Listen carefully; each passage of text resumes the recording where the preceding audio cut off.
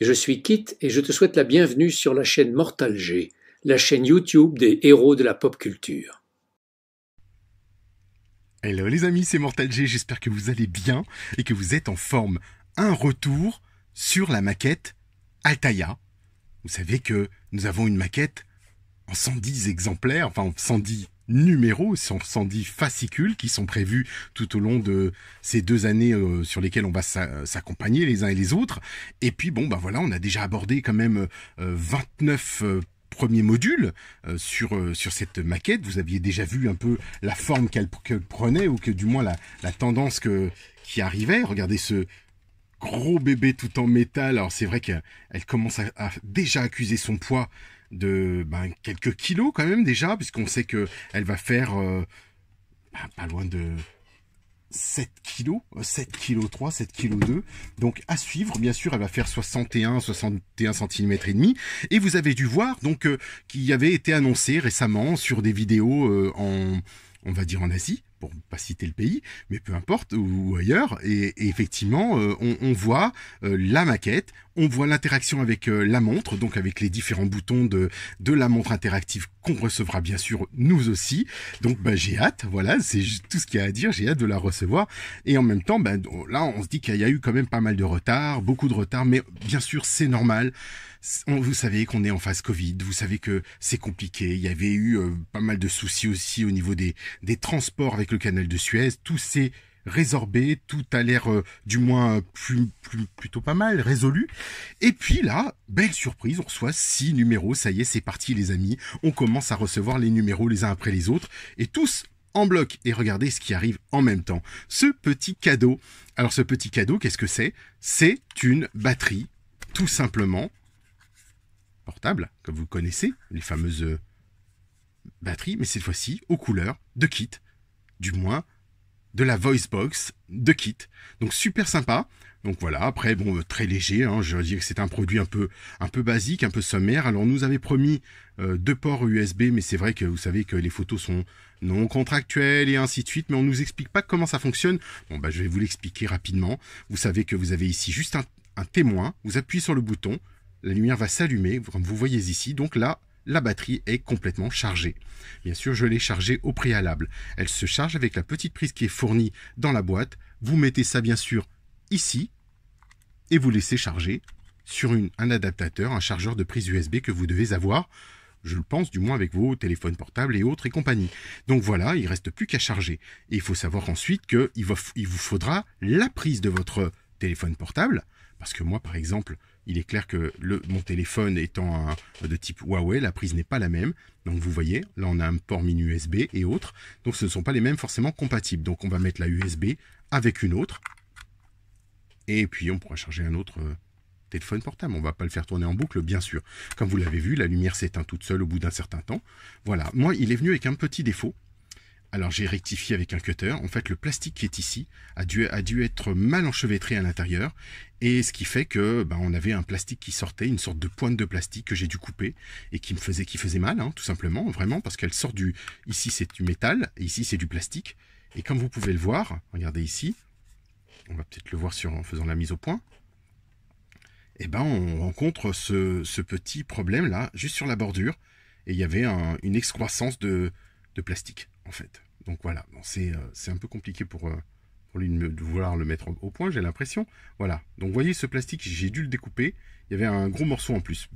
Bref, c'était une petite aparté, c'est pas grave en soi, elle fonctionne.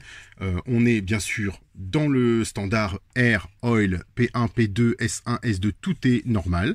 Igniters, ils apparaissent en haut, puisque vous savez que ce sont les séquences d'allumage qui sont en haut. Normalement, elles n'apparaissent pas, c'est plutôt comme ça. Mais voilà, bon, on est dans le respect de la VoiceBox de Kit. Donc, je trouve ça plutôt pas mal. Voilà, après, à avoir, pas avoir, je ne serai pas le premier à me plaindre. De toute façon, tout petit bonus est le bienvenu. Parce que j'avais moi-même une powerbank avec 2. Pas la même matière, beaucoup plus lourde, avec une grosse capacité, une grosse autonomie. Je pouvais charger 2 téléphones en pleine charge totale. Avec l'autre, je l'ai pas testé encore, mais on me dit que ça tient pas trop la charge. À suivre. Sinon, voilà, notre nouveau fascicule, enfin. Nouvelle aventure, les amis. L'aventure numéro 30, avec notre Michael Knight, superbe, David Hasselhoff. Et là, on va aborder quoi? Goliath, première partie.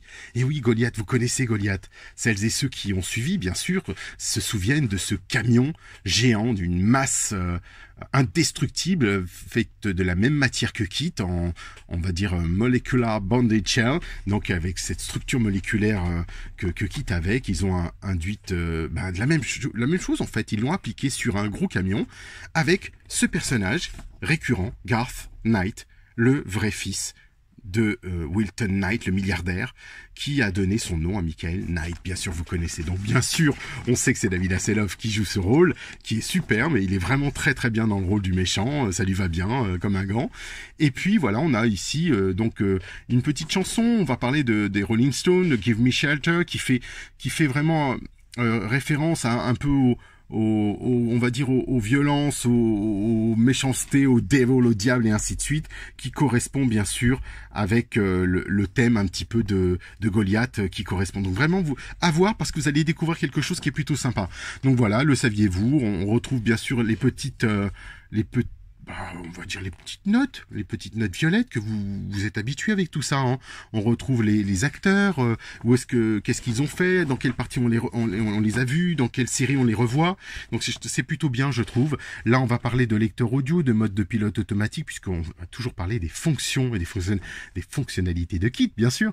Ouverture automatique de la portière gauche, analyse de la configuration générale, jeu de blackjack. Alors là, oui, blackjack, puisqu'il simule tout, il est capable de tout faire. Donc il est censé capable de tout faire. Direction assistée, donc ça on l'avait déjà. Manuel d'urgence du véhicule, parce que oui, effectivement, Kit a été détruit à un moment donné. Vous verrez qu'on voit le moteur, on voit l'intérieur, on voit l'extérieur, puisque certains demandaient, mais on voit pas le moteur de Kit. Et si, dans cet épisode, vous voyez le moteur de Kit. Donc ça vous permettra de voir que oui, ça ne correspond pas au moteur qu'on nous a fourni. Alors, j'ai vu beaucoup de plaintes, beaucoup de messages en disant, mais qu'est-ce que c'est que ce moteur qu'on nous a fourni? C'est une turbine. Oui, c'est pas mal en soi, parce que c'est une simulation on a la chance d'avoir une simulation d'une turbine, comme si, en fait, cette voiture avait été créée de toutes pièces et n'avait pas un moteur conventionnel, puisque Kit est censé avoir un moteur, surdéveloppé, en avance sur son temps. Donc pourquoi pas avoir une turbine, je trouve ça plutôt bien. Et d'ailleurs, quand vous regardez les derniers modèles Hot Wheels, par exemple, de grand luxe, la Hot Wheels au 1/18e, effectivement, quand vous retournez la voiture, vous la mettez sur le dos, vous voyez le dessous, les tuyères d'échappement, les propulsions et toutes ces choses-là. D'ailleurs, on le retrouve aussi dans les toutes dernières petites Hot Wheels ou les 1/43e. Et ce qui montre bien une volonté de la part de Universal de différencier la première K2000, la première voiture avec un moteur de type V8, on va dire amélioré avec une sorte de turbine au-dessus, sauf que là ils ont dit on va faire comme si ce moteur n'existait pas, le V8, le V6, et on va le transformer, on va appeler ça, on va mettre que c'est la turbine de Kit, et on va donc créer de toutes pièces un nouveau moteur. C'est pourquoi pas? Moi je dis pourquoi pas, franchement, ça nous permet de changer. Alors c'est vrai que ce qui est un peu dommage, c'est de pas retrouver un petit peu les parties qu'on connaît d'un moteur classique, conventionnel, mais c'est pas grave en soi.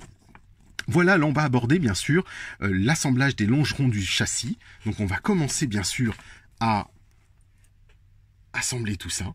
Donc on va voir de quoi il en retourne, ce qu'il en est exactement, avec nos nouvelles pièces qui sont ici. Petit pack 30.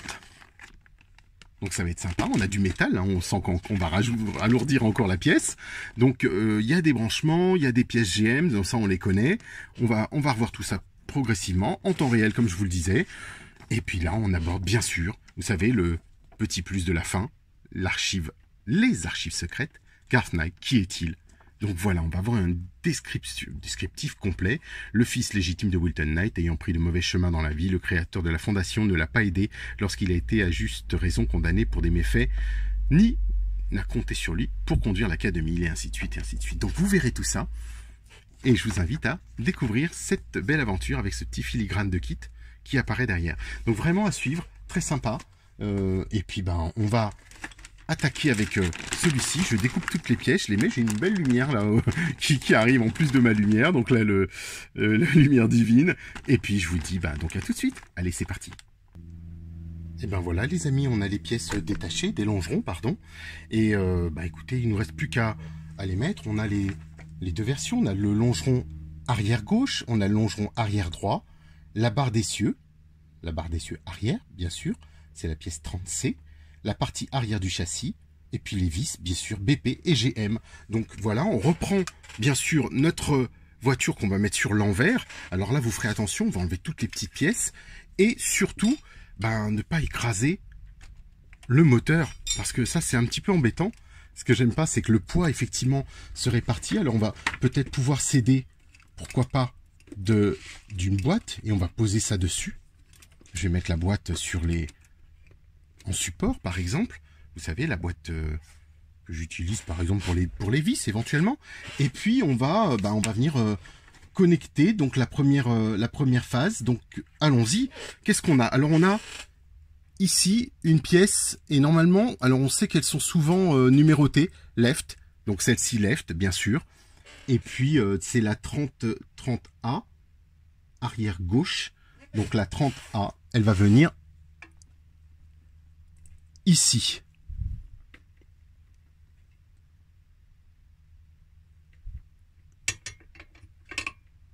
Alors, il faut voir effectivement dans quel sens elle va venir se positionner. Alors, voilà, on l'a un peu plus ici, on est un peu plus, c'est plus précis par là. Je pense pas que ce soit celle-ci, ça me paraît être,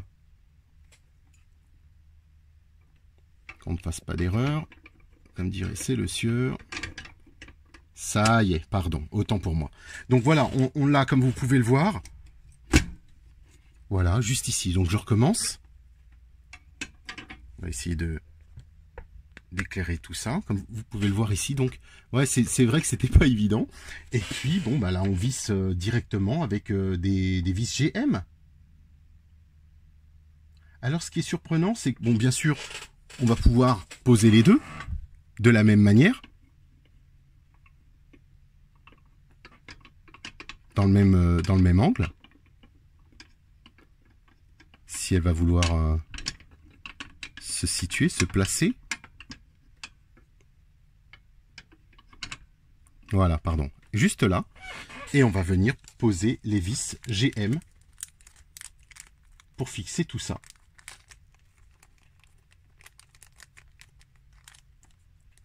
On ne retourne rien, on est toujours dans le même angle. Ah non, on va venir derrière, les amis. Donc vous voyez, comme quoi, c'est bien de le faire étape par étape et de retourner. Donc on retourne cette fois-ci l'ensemble. Et on va venir visser. Donc on va pouvoir, comme vous pouvez le voir ici, fixer toutes les petites vis. C'est parti, on attaque. On prend le temps, hein. Vous vous souvenez, hein.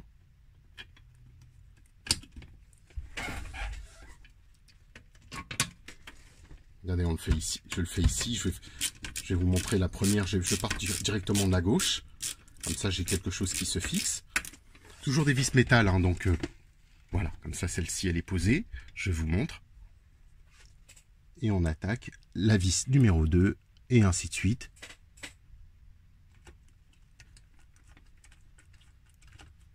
Pour garder la cohérence.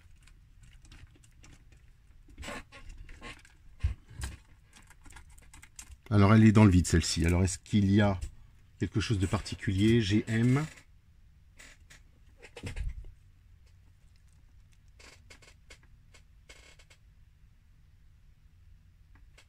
On va voir, hein. C'est souvent le cas, donc je vois qu'il y a 1, 2, 3, 4 vis GM à poser. Voilà, ça fait déjà 2.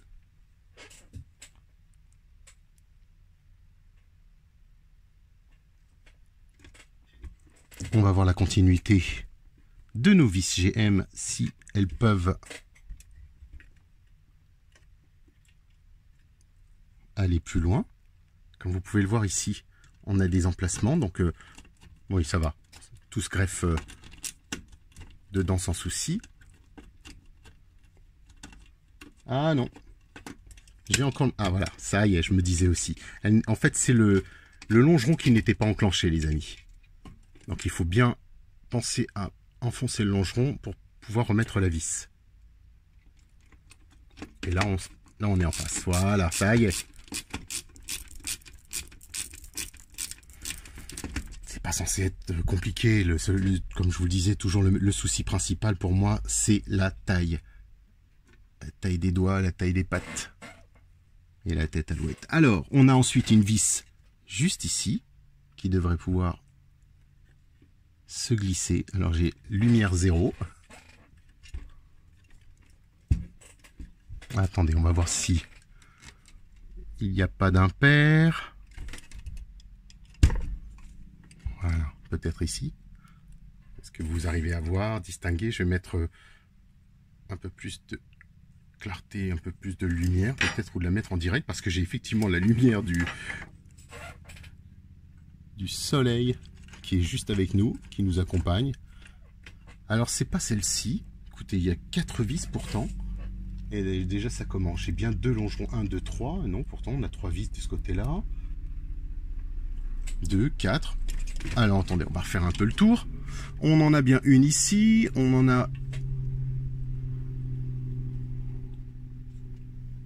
une au centre. On va suivre la logique. Une au centre qu'on a déjà mise. Et 2 vers le bas.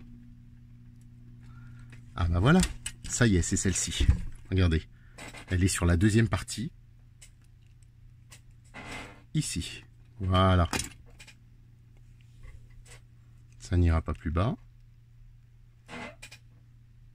J'ai ma chaise qui couine. Voilà, c'est ça. Donc on a comme ça nos 4 vis. J'ai toujours ce problème de luminosité, de clarté sur le noir. C'est juste une catastrophe. Mais on y arrive. Donc là, on a bien un premier longeron. Donc on s'assure que tout soit bien serré quand même. Parce que là, c'est du métal, même si on sait que ça va pas s'enfuir. Mais quand vous vissez à gauche, il faut revisser à droite et vice versa. Donc, bah, on va mettre le second. On fait la même chose.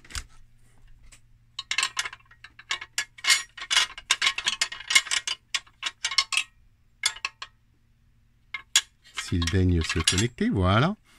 Et puis on va venir poser les vis de la même manière.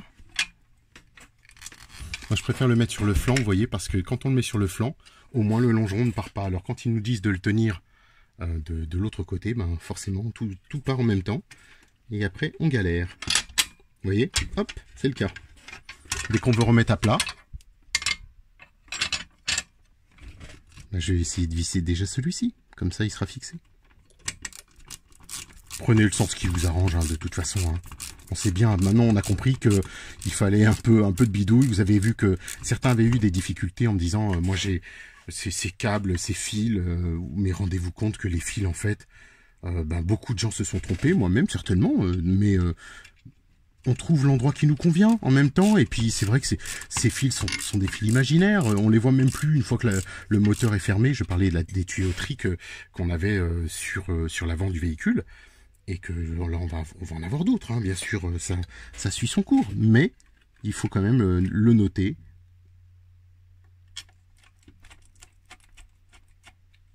Oh, pardon, c'est pas celle-ci. Alors, que je revois, c'est celle d'à côté, parce que franchement, il faut bien les voir et bien les distinguer. Hein.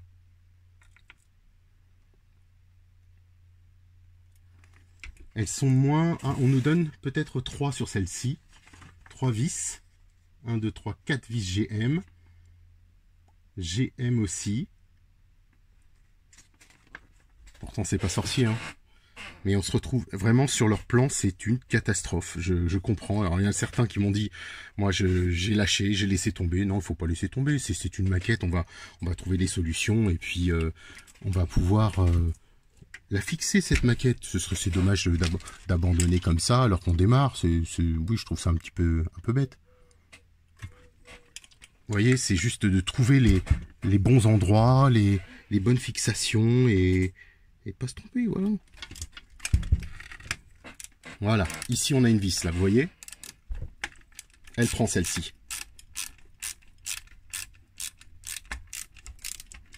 Ensuite, à voir si à ce niveau-là, par exemple, on a des attaches. Je vois qu'il y a 2 trous, donc logiquement, on devrait pouvoir le fixer ici. Ce sera notre dernier.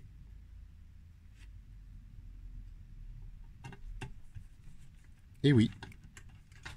Mais c'est pas si évident, mais bon.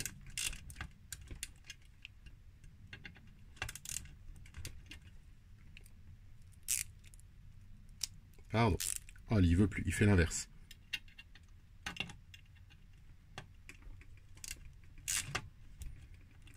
Alors racontez-moi un petit peu aussi, toutes et tous, et je voulais aussi vous remercier parce qu'on est plus de 1000 aussi aujourd'hui maintenant à rejoindre, vous êtes plus de 1000 à avoir rejoint la chaîne, donc je suis vraiment très content. Merci à vous, merci d'être là, merci de poursuivre, de pas lâcher. Et je sais que parfois on est sur ces produits, sur ces reviews qui peuvent être parfois longues, mais je le fais exprès. Certains m'ont dit oui, ben c'est nul, ou c'est long, ou ce genre de choses. Ben bien sûr que c'est le but, je l'ai déjà dit depuis le début. Vous coupez comme vous voulez, où vous voulez, et puis ensuite vous pouvez adapter comme vous le souhaitez.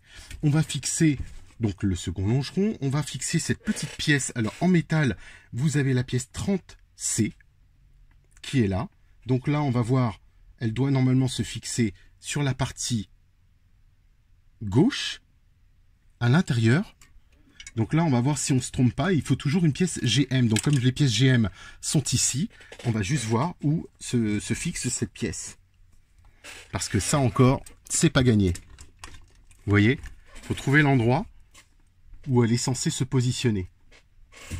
Alors on n'a pas de vue vraiment du dessus, on peut juste s'aider de ce socle et on devine que le socle se termine et que la pièce devrait être à peu près à ce niveau-là. Donc, où? Telle est la question. Et surtout comment elle va être positionnée, quelle est sa fonction. Ça, on n'a pas. Je vois pas du tout parce que je vois que on peut mettre...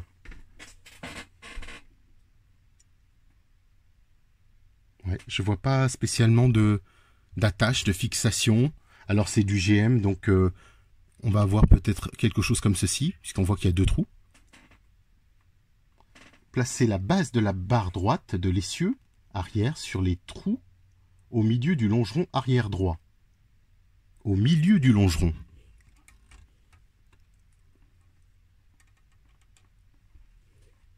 Eh bien écoutez les amis, fixer la barre du longeron avec une vis GM. Bien sûr, ça, j'aimerais bien. Donc, parce qu'on voit qu'on pourrait faire ça. Là, il y a une tétine qui fixe. Est-ce que ce serait dans ce sens-là? Ça a l'air d'être le cas. Alors, regardez bien. Vous voyez? De toute façon, on sait que si on se trompe sur cette partie-là, parce que, vous voyez, il y a une tétine sur cette... il y a un ergot. Vous mettez l'ergot en 2 et vous vissez, puisque je vois qu'il y a un deuxième emplacement pour visser. Donc on va pouvoir mettre notre petite vis à l'intérieur. Donc cette pièce en métal va être relevée en fait. Je vais la visser, je vais vous montrer ce que j'en pense. Ça a l'air d'être ça. Mais c'est vrai qu'on n'a pas de coupe longitudinale qui nous permettrait de mieux distinguer à quel endroit elle se met. Donc on va peut-être pouvoir s'en rendre compte comme ça. Vous voyez à peu près ce que ça donne? La pièce, elle est comme ça. Elle part sur l'extérieur, en fait. Elle tient bien, on est du métal sur métal. Et ensuite, on attaque la partie arrière du châssis. Donc, sur les 3 ergots du côté droit de la partie arrière, on a un autre bloc. C'est le dernier bloc qui nous reste. Et cette fois-ci, on va sortir les vis BP. Donc, les GM, vous pouvez les ranger tout de suite, pour ne rien perdre. Alors là, vous devez commencer à en avoir un sacré paquet des vis GM. Et là, on a ce bloc qui va venir dessus, juste là. Alors dans quel sens maintenant? Sur l'extérieur. Et ben voilà. Vous voyez, il se clip plutôt bien. On va remettre la roue. Vous voyez comme ça se fonctionne. Il est bien en face.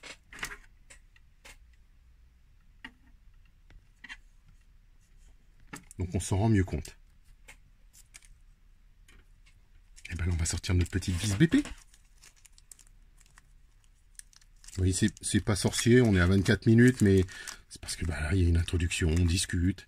Et puis moi, j'aime bien le faire avec vous pour qu'on prenne le temps et ne pas se tromper. Donc là, normalement, on a notre vis GM qui va se greffer là. Ah, par en dessous, pardon. On a 2 vis BP, excusez-moi, les 2 vis BP qui restaient. Parce que là, on nous dit de mettre une vis BP, excusez-moi, oui, tout à fait, BP. Autant pour moi. Comme quoi, on va pouvoir la retirer. Bah, je vais le retirer, c'est pas grave. Hop. On le fixera peut-être plus tard. Donc, on le remet, on le retourne et on reprend des vis BP que je venais de vous dire de ranger. Comme quoi, avec les... ceux qui font rien, qui ne se trompent pas. Donc là, on en a quand même un petit paquet. Donc, vis BP. Allez, hop.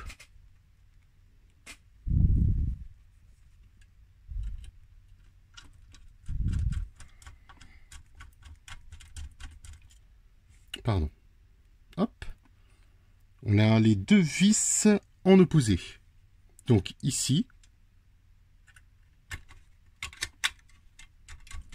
Alors c'est une partie en plastique. On va donc pas forcer sur celle-ci. La seconde. Toujours les vis BP. Et donc logique, hein, puisque c'est plastique. P pour plastique, donc on ne se trompe pas. Et on va fixer l'autre en face.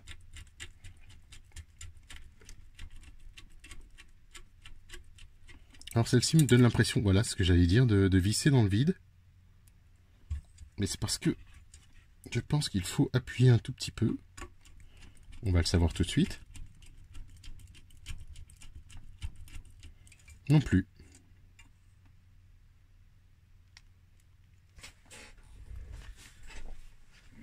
Alors, qu'est-ce qu'il se passe? Oh, si, pourtant c'est bien ça. C'est bien cette vis, mais...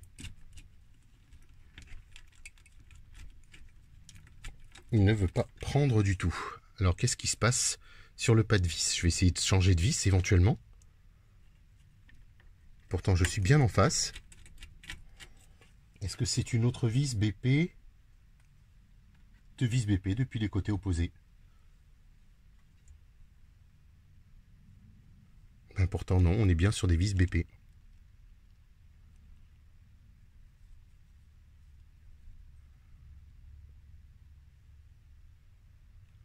Ouh, bien oui, bien sûr, autant pour moi. J'étais avec une vis GM. Pardon les amis. On va voir si ça prend.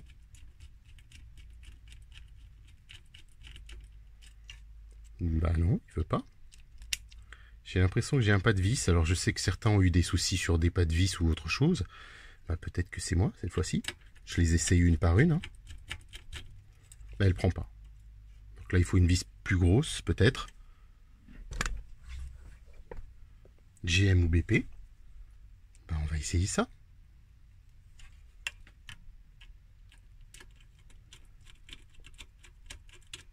Non, aucune ne va dedans. Et en fait, sur le plan, il nous montre que les 2 vis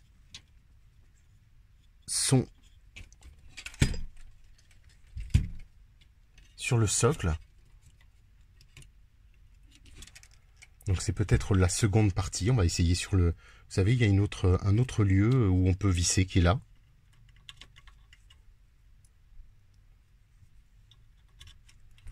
Et s'il prend ou s'il prend pas. Non, il est dans le vide lui aussi. Je vais voir après, hein, de toute façon. Puis écoutez, on fera un test. Il n'y a que 2 endroits. De toute façon, il n'y en a pas d'autres. Hein. Ouais, j'ai l'impression que c'était le pas de vis qui avait l'air d'être... Bah, écoutez, ce que je vous propose, c'est que je regarde et je vous retrouve tout de suite. Allez, c'est parti. Donc, écoutez les amis, si, autant pour moi, bah, c'était pas sorcier. De toute façon, j'ai préféré dévisser en fait cet ensemble complet pour voir si j'étais bien en face. Et non, tout est bon. Donc, c'est juste que c'était peut-être pas les bonnes vis. C'est que je pense qu'il y a eu une vis qui avait un pas de vis qui n'allait pas. Donc, on est bon. J'avais un pas de vis faussé, certainement. Et donc, toutes ces petites vis, j'avais beau les utiliser et rien n'y a fait. Donc je les range, comme ça, on passe à autre chose, on a tout monté. Ben voilà, même on sait que parfois c'est pas facile, ça reste souvent laborieux. Et mais ne lâchez pas, moi je lâche pas, je sais que ça prend du temps. Regardez ce que ça donne. Donc on a nos 2 longerons qui sont installés, ce bloc et celui-ci, bien sûr. Comme ça vous pouvez tout voir. Eh ben à suivre. Allez, on pense au petit pouce, les amis. On va voir l'épisode qui suit. Et puis, pensez pour celles et ceux qui ne sont pas encore, pensez à vous abonner, bien sûr. Si vous le souhaitez, on peut se retrouver aussi sur la page Kit France. Kit France, c'est ma page dont le parrain est Guy Chapelier. Donc, c'est la page de mon kit à moi. Et si vous le souhaitez aussi, on peut se retrouver sur Knight Rider Passion avec mon ami Chris Beretta. Nous avons monté donc ce groupe Facebook un peu dédié, exclusif, avec pour les fans, les vrais fans cette fois-ci, avec plein de questions d'entrée dans ce groupe. Et la marraine, c'est Rebecca Holden, je le rappelle. Donc je vous dis à très vite, on se retrouve pour la prochaine aventure. À bientôt les amis, ciao ciao. Bonjour, je suis Guy Chapelier, comédien, et j'ai eu la chance d'être la voix française de quelques personnages de films et de séries comme Agence Tourisque, Supercopter et notamment K2000. Alors quand Jerry m'a demandé si aimablement d'être le parrain de Kit France, j'ai accepté bien sûr, car j'ai été très touché par votre enthousiasme devant nos aventures et votre admiration. Alors merci à vous tous de prolonger cette belle histoire qui nous a réunis si souvent Michael et moi pour quelques poursuites des cascades intrépides.